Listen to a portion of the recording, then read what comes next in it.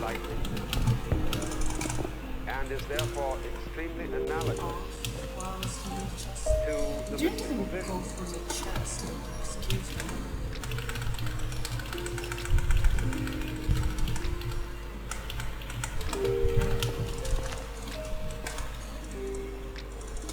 I'm just gonna use stack guns in this trap. Yes.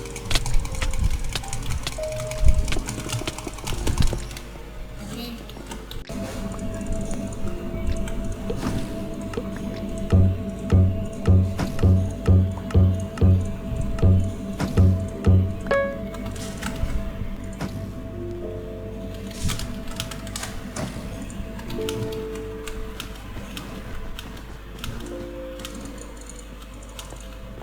Let's do the blocks first.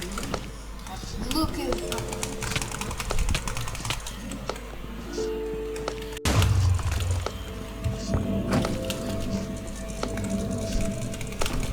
can't.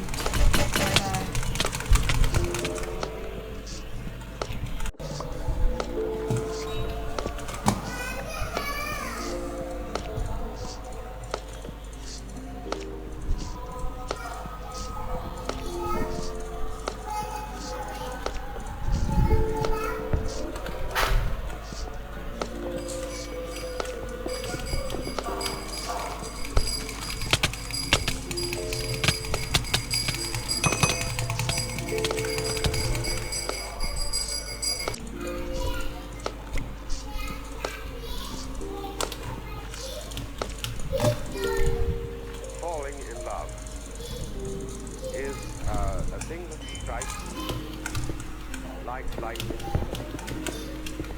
and is therefore extremely analogous to the mystical vision.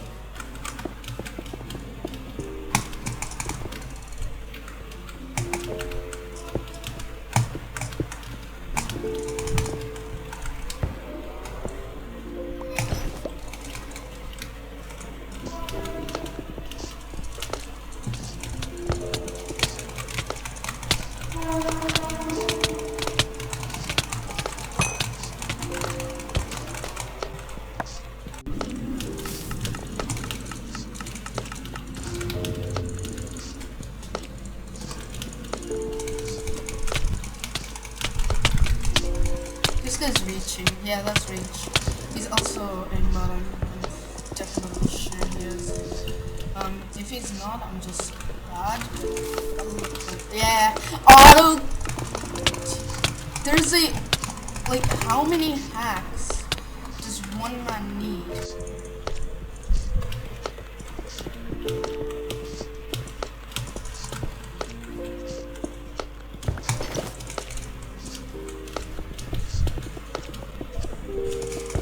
Falling in love is a thing that strikes like lightning,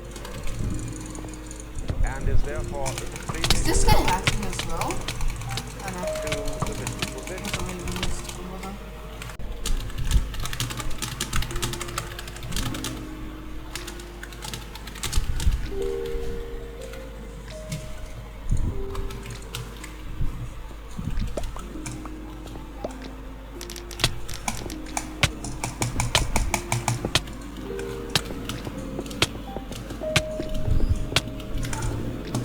Totally not losing.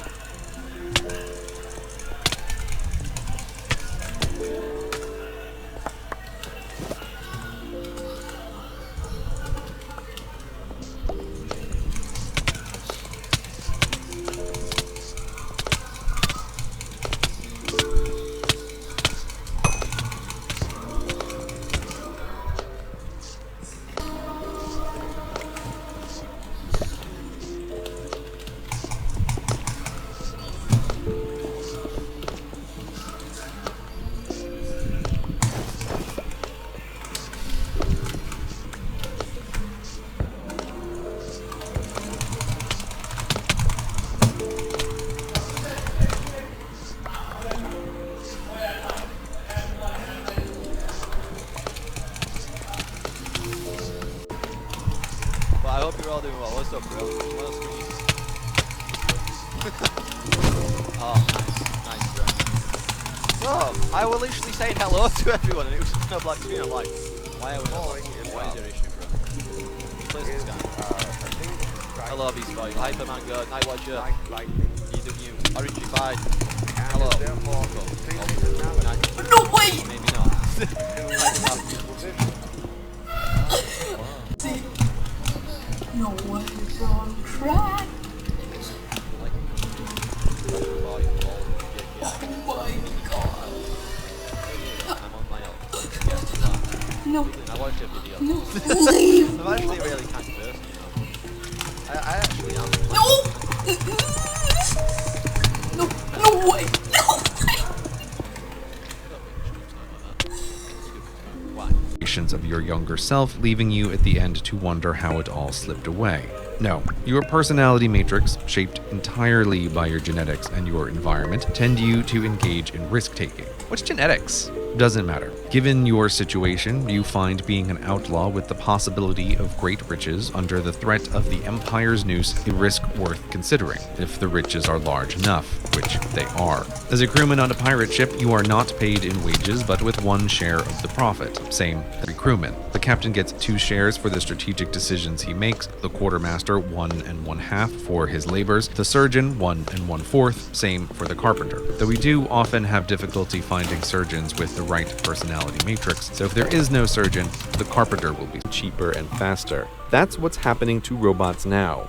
And because their mechanical minds are capable of decision making, they are out competing humans for jobs in a way no pure mechanical muscle ever could.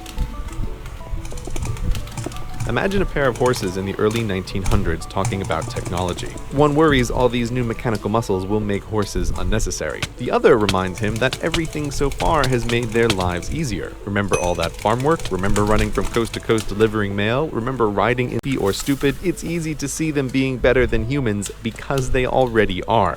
Now, to describe self-driving cars as cars at all is like calling the first cars mechanical horses. Cars in all their forms are so much more than horses that using the name limits your thinking about what they can even do.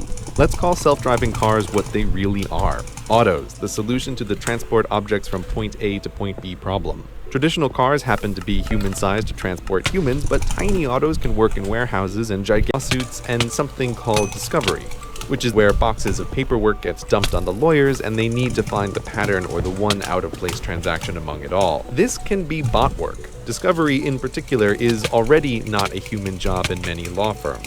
Not because there isn't paperwork to go through, there's more of it than ever, but because clever research bots shift through millions of emails and memos and accounts in hours, not weeks, crushing human researchers in terms of not just cost and time, but most importantly, accuracy.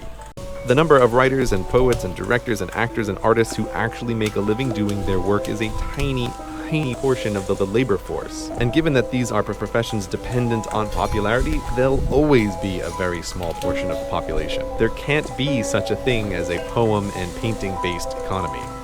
Oh, by the way, this music in the background that you're listening to, it was written by a bot. Her name is Emily Howell, and she can write an infinite amount of new music all day for free. And people can't tell the difference between her and human